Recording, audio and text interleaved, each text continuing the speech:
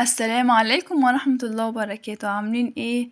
النهاردة ان شاء الله يا بنات هنعمل مع بعض روتين قوي جدا وهيعجبكم بإذن الله. روتين كده يا بنات من بعد العصرية. تمام، هنبدأ بقى روتين في المطبخ كده هيشجعكم، ولو وراكم حاجة هتقوموا تعملوها.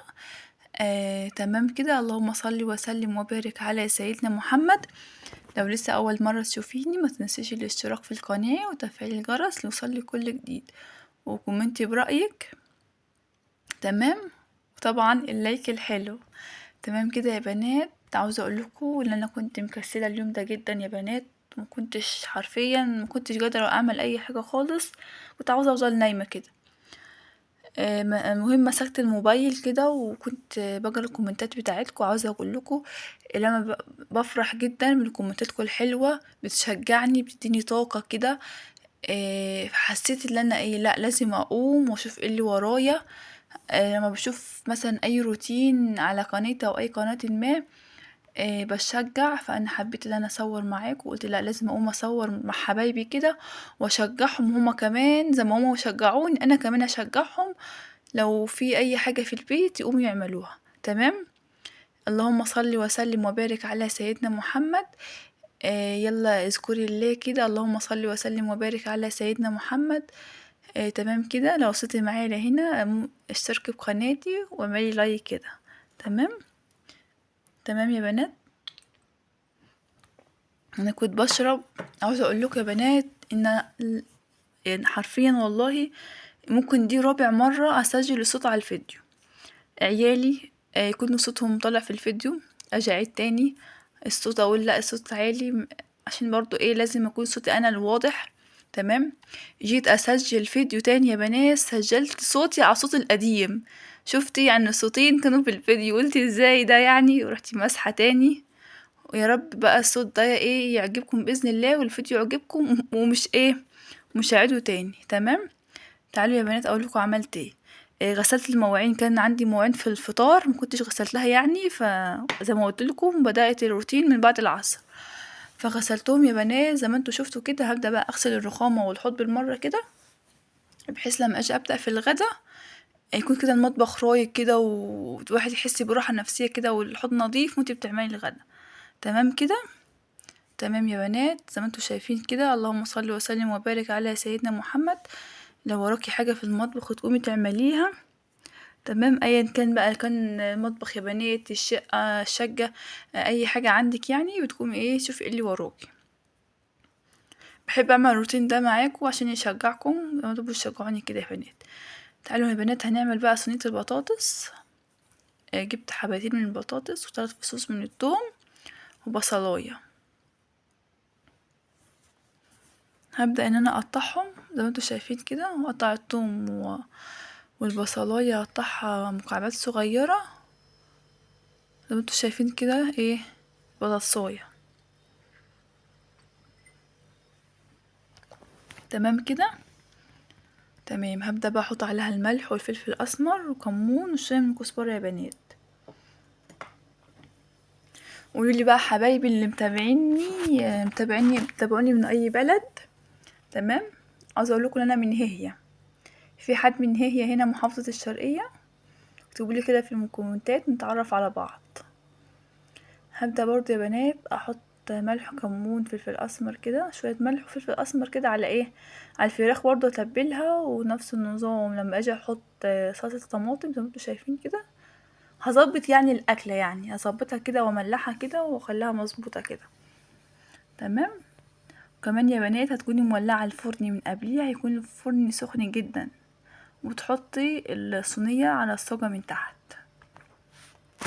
انا قبل ما ادخلها الفرن هحطها على النار تغلي غلوتين. تمام. اهو دي على النار اهي بدأت ان هي تغلي. هسيبها بقى اغطيها. تمام كده. اللهم صل وسلم وبارك على سيدنا محمد. اهي دي بقى ايه غليت غلوتين. كنت عاوزة اعمل بطاطا فقلت امسح الصاجة الاول قبل ما ادخل قبل ما اولع الفرن يا بنات عفوا. قلت امسح الصاجة الاول. تمام. ولعت الفرن يا بنات وسخن. دخلت الصينية. عاوزة اقول لكم ان هي استوت وانا لسه بغسل في البطاطا. مش غسلتها يعني اول ما دخلت الصينيه، كان ورايا مثلا الاطفال وكده، فشفتهم هما الاول وقلت لا هو هرجع اكمل. فغسلت البطاطا وبعد كده ايه غسلتها كويس، لو في اي حاجه زي كده بتروحي تشيليها يعني. تمام. اللهم صل وسلم وبارك على سيدنا محمد. قبل ما بغسلها يا بنات بسيبها شويه في الميه، تمام، عشان لو فيها حاجه ولا كده تنشيها. المهم دي بقى الصينيه استوت بسم الله ما شاء الله، كانت جميله. اطلعها بقى على الشبكه كده عشان تاخد لون من فوق، وابدا ارص البطاطا في الفرن. وكمان يا بنات لو في بطاطا مثلا كبيره ولا كده، بتعمليها كده شرايح تغزيها بالسكينه كده يا بنات. تمام. اللهم صل وسلم وبارك على سيدنا محمد. زي ما انتوا شايفين كده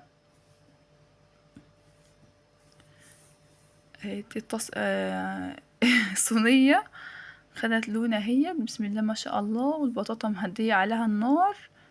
تمام كده عشان مش هتحرق مني.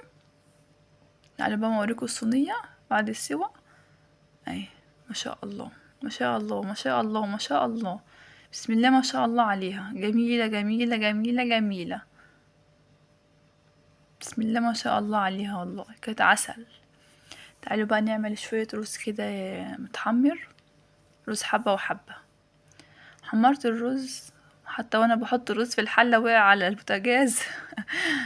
تمام كده يا بنات. هبدأ بقى اقلب الرز الاحمر كده المتحمر، هو كان المفروض يتحمر زيادة عن كده، بس انا يعني اكتفيت كده يعني، عشان كنت اتأخرت برضه في عمايل الرز. كانت الصينية استوت والرز لسه مش اتعمل.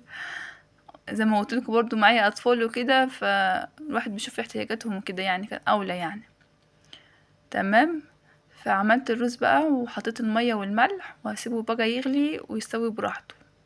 لما بيغلي بهدي النار. تمام كده يا بنات. تمام يا بنات.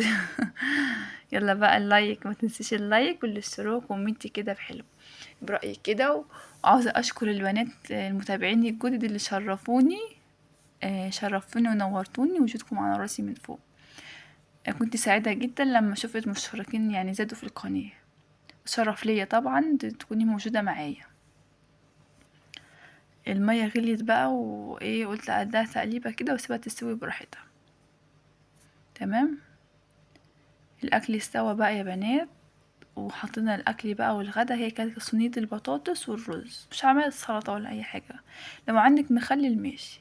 كلنا واتغدينا والحمد لله. شايفين الحوض نظيف يعني، انا لسه حاطه الصينيه اهي، حطيت الطباجين اللي كانوا على الصينيه بس، عشان اقول لكم كده تخلي حوضكم نظيف وحلو كده، عشان ايه وانتوا بتعملوا الغدا تكونوا رايقين. هبدا بقى ان انا اغسل المواعين الغدا، كانت صينيه والطباجين بتوعات الغدا، كوبايتين مية على الطبقين بتوعات الطبق اللي كان فيه فراخ قبل السوا، والطبق اللي كان فيه بطاطا، والطبق اللي كنت منجية فيه رز. بس كده يا بنات، هي دي المواعين بتاعة الغدا. تمام. زي ما بقولكوا لما بتخلي الحوض يعني نضيف اول باول، يعني ايه الحوض هيبقى نظيف، مش هيتراكم مواعين ولا اي كده اذا كنت. تمام. تمام. انا حاسه ان في حد من العيال صحي. تمام كده يا بنات. زي ما قلتلكوا بعد الغدا بتخلصوا مواعين، تخلصوا بقى المواعين اللي وراكوا بقى بتاعت الغدا، وتعملوا بوتاجاز، والارضية لو عايزة تمسح تمسحيها. تمام. تمام كده يا بنات. زي ما قلتلكوا وتخلصوا بقى الارضية كده وتمسحيها. تمام. هتناميلك بقى شوية او تقعدي قدام التلفزيون. لو مثلا بتتغدوا من بعد العصر ولا كده، هتقعدي بقى طول العصرية فاضية مش وراكي اي حاجة. الصالة عندك او الأوضة المعيشة اللي انتوا قاعدين فيها، لو عملتها بالمكنسة كده والمقشة كده خلصتي اللي وراكي، مش هيكون وراكي اي حاجة خالص. تمام كده. فهتقعدي مرتاحة بقى وايه، وتقعدي بقى مرتاحة كده طول البال كده لعند ايه بعد المغرب كده. لو هتعملي عشا ولا حاجة، هتدخلي تعملي عشا يا بنات، هتلاقي المطبخ نظيف وكل حاجة نظيفة.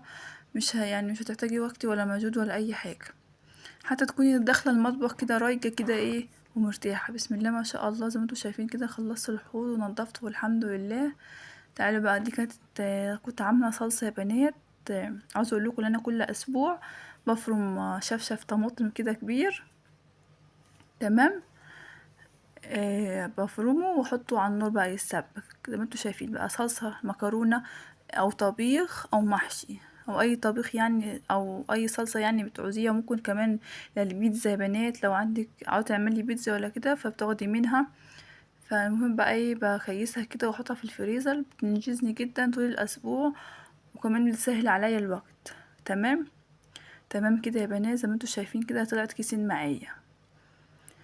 بيبقى في بنات ناس في السوق بيبيعوا الطماطم الطرية دي اللي هي بتاعة الطبيخ، ممكن تجيبيها وتعمليها، بتكون ارخص من الطماطم اللي هي بتاعة السلطة الجامدة. تمام كده. اللهم صل وسلم وبارك على سيدنا